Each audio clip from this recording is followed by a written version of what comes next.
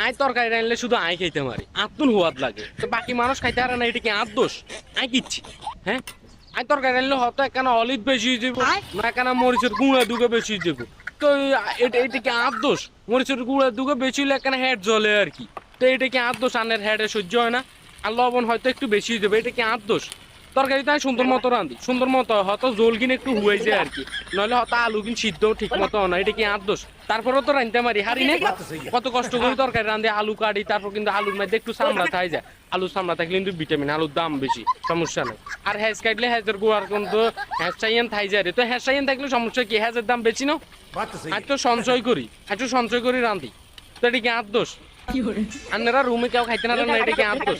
এত ঠিক মতো রাঁধি, ঠিক মতো রাঁধি, ঠিক মতো বেকিন দিই, অনেকটার মধ্যে লবণ মরিচ অলিচ যদি বেশি হয়ে যায়, এটা কি আর দোষ? তো আনের হেডে কাম পাইলে এটা কি আর দোষ?